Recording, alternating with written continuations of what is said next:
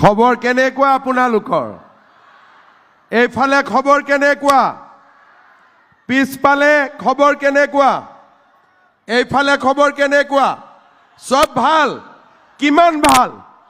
বহুত ভাল।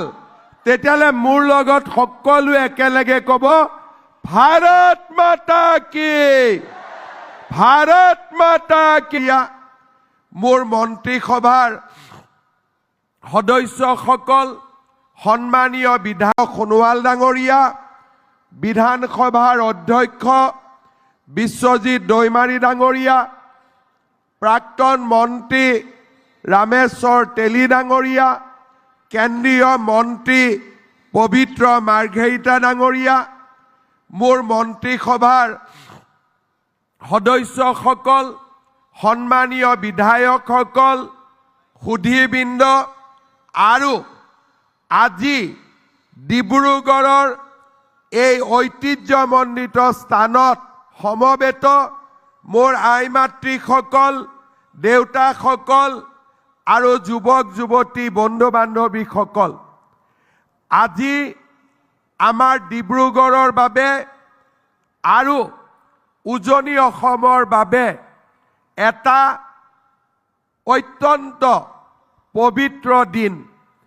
আমি যেতিয়া চৰকাৰ গঠন কৰিছিলোঁ, সেই চৰকাৰ গঠন কৰাৰ প্ৰক্ৰিয়াত উজনি অসমৰ ৰাইজে আমাক সদায়ে আটাইতকৈ বেছি সমৰ্থন দি আহিছে।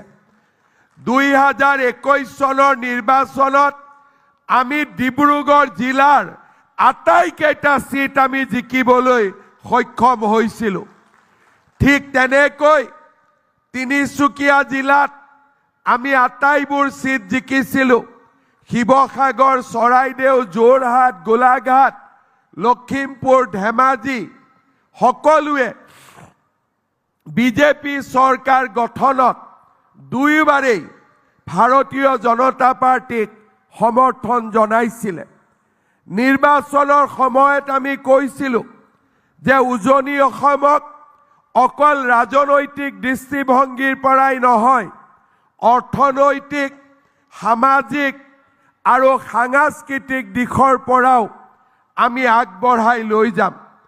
প্ৰধানমন্ত্ৰী ডাঙৰীয়াই আমাক ঢলা শদিয়াত দলং দিলে, নৰেন্দ্ৰ মোদী ডাঙৰীয়াই আমাক বগীবিলত দলং দিলে।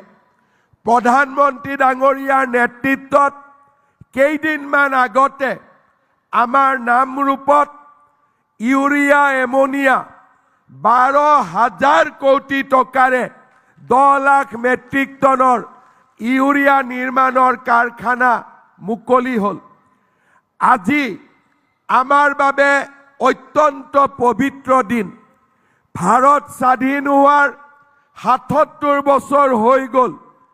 কোনেও ভাবিব পৰা নাছিলে যে গুৱাহাটীৰ বাহিৰত অসমৰ ৰাজধানী হ'ব পাৰে। কোনেও ভাবিব পৰা নাছিলে যে অসম বিধানসভাৰ দ্বিতীয় চৌহদ এটাও নিৰ্মাণ হ'ব পাৰে। আজি অকল ডিব্ৰুগড়ৰ বাবে নহয়, উজনি অসমৰ বাবে, আমাৰ অসমৰ বাবে এটা গৌৰৱৰ দিন। গৃহমন্ত্ৰী অমিত শ্বাহ ডাঙৰীয়াই খন্তেক পিছতেই অসম বিধানসভাৰ দ্বিতীয়টো চৌহদৰ কাম, যদি সকলোৱে আপোনালোকে ভাল পাইছে, মোৰ লগত একেলগে ক'ব, ভাৰত মাতা কি।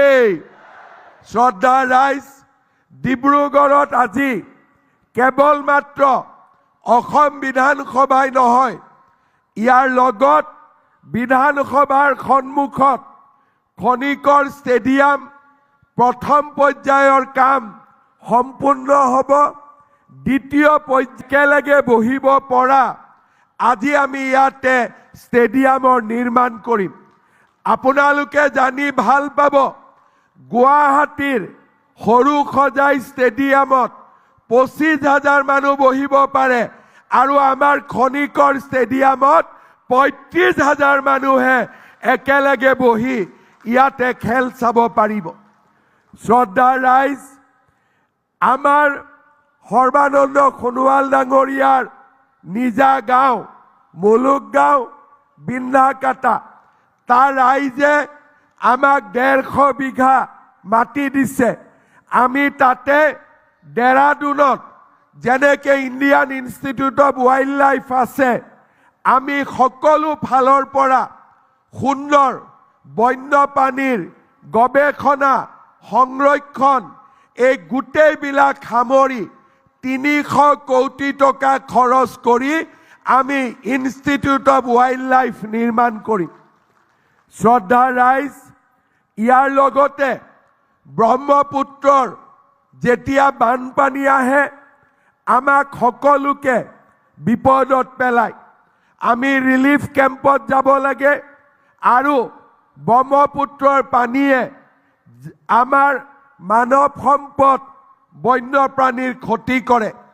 গৃহমন্ত্ৰী অমিত শ্বাহ ডাঙৰীয়াই নৰ্থ ইষ্ট স্পেচ এপ্লিকেশ্যন চেণ্টাৰৰ লগত এটা অসমৰ বানপানীৰ সংৰক্ষণৰ বাবে দীৰ্ঘদিনীয়া প্ৰচেষ্টাৰ বিষয়ে আলোচনা কৰিছিল।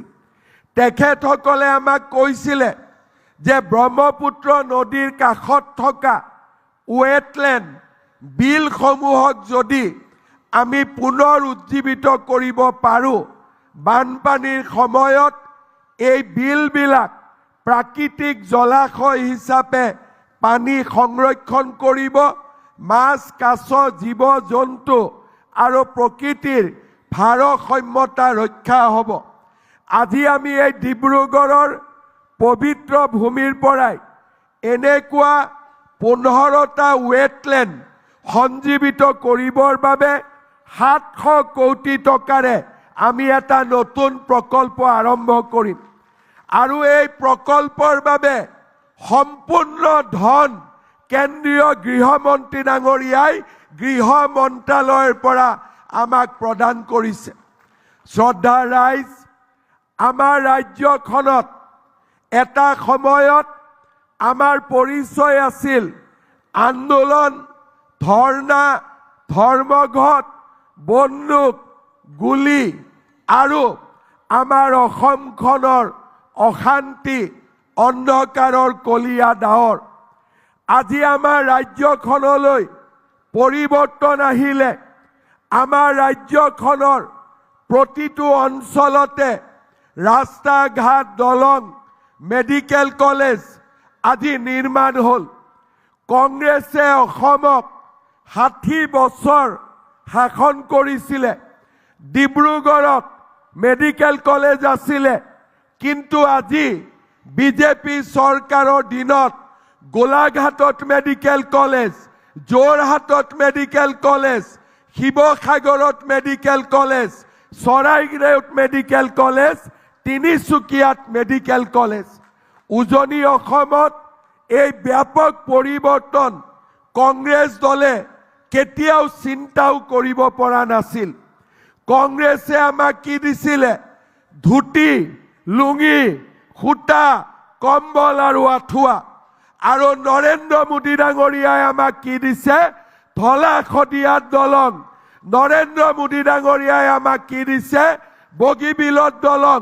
নৰেন্দ্ৰ মোদী ডাঙৰীয়াই আমাক ডিব্ৰুগড়ত দ্বিতীয় ৰাজধানীৰ চৌহদ, চৰাইদেউক বিশ্ব ঐতিহ্য ক্ষেত্ৰ, ৰংঘৰৰ সৌন্দৰ্যবৰ্ধন আৰু আমাৰ দৰিদ্ৰ দুখীয়া সমাজৰ বাবে উন্নতিৰ এক নতুন জয়গান। আপোনালোকে চিন্তা কৰক, কংগ্ৰেছে আমাক 60 বছৰ শাসন কৰিছিলে, কিন্তু আমাৰ বাগানৰ শ্ৰমিকসকলক মাটিৰ পট্টা এখন দিবলৈ সাহস কৰা নাছিল। আজি বিজেপি দলে অহা মাহৰ 9 তাৰিখৰ পৰা মাটিৰ পট্টাৰ ফৰ্ম বিতৰণৰ কাম আৰম্ভ কৰিব, যাতে আমাৰ বাগানৰ সমাজখনে মাটিৰ অধিকাৰ লাভ কৰিব পাৰে। তেওঁলোকে আমাক কি দিছিলে? ধুতি দিছিলে, কম্বল দিছিলে। বিজেপি চৰকাৰে আমাক কি দিছে? 1.5 লাখ 2 লাখ ল'ৰা ছোৱালীক 1 টকাও ঘোষ নিদিয়াকৈ চৰকাৰী চাকৰি দিছে। শ্ৰদ্ধা ৰাইজ, এটা সময়ত ডিব্ৰুগড়ৰ পৰা যোৰহাটলৈ, ডিব্ৰুগড়ৰ পৰা গুৱাহাটীলৈ আমাক অহা যোৱা কৰিবলৈ 8 ঘণ্টা 7 ঘণ্টা সময় লাগিছিল। মোদী ডাঙৰীয়াই আজি আমাক ডিব্ৰুগড়ৰ পৰা গুৱাহাটীলৈ নেশ্যনেল হাইৱে দিলে।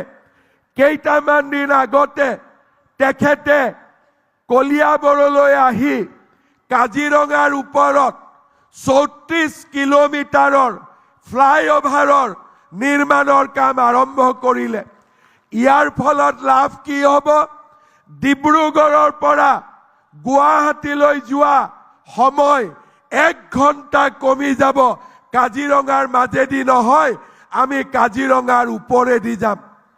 আপোনালোকে জানি ভাল পাব, এসময়ত নেশ্যনেল হাইৱেত অসমত ট্ৰাক চলিব নোৱাৰিছিল, গাড়ী চলিব নোৱাৰিছিল। ভগৱানে কৰিলে অহা 14 ফেব্ৰুৱাৰী তাৰিখে প্ৰধানমন্ত্ৰী ডাঙৰীয়া মৰাণলৈকে আহিব। গাড়ীয়েদি নহয়, প্লেনেদি আহি ৰাস্তাত তেওঁ অৱতৰণ কৰিব।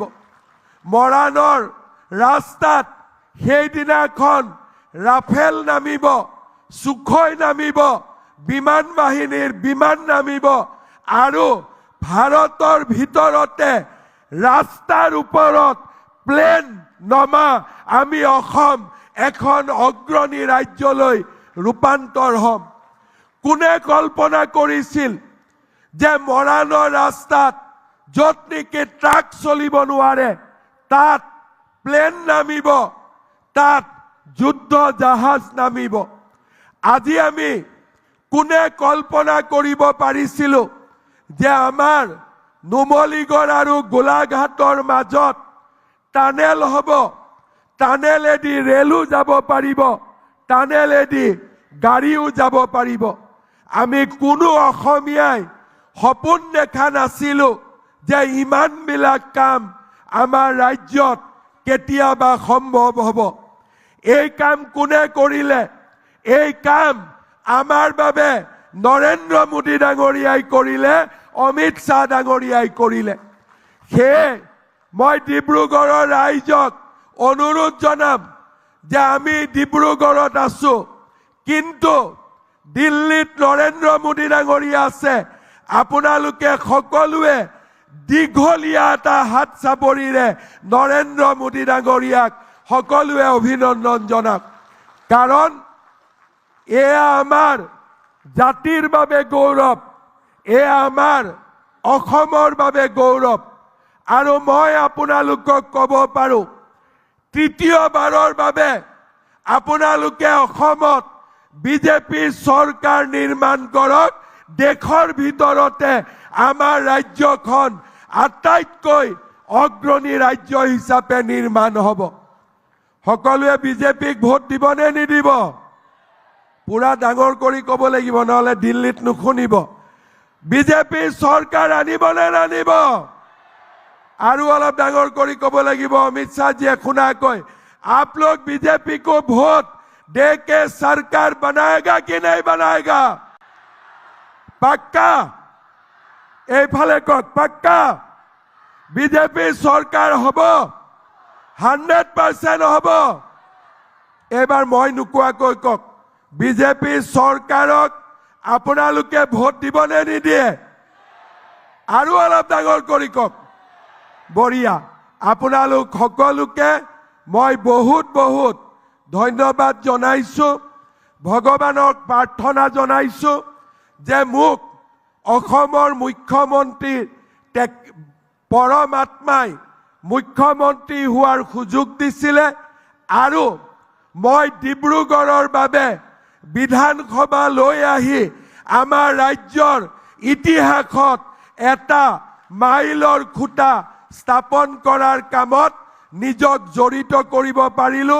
আপোনালোকৰ আশীৰ্বাদৰ বাবে, ভগৱানৰ অনুগ্ৰহৰ বাবে মই পুনৰবাৰ আপোনালোক সকলোকে ধন্যবাদ জনাই মই মোৰ বক্তব্যৰ সামৰণি মাৰিছো। ধন্যবাদ। জয় হিন্দ, বন্দে মাতৰম।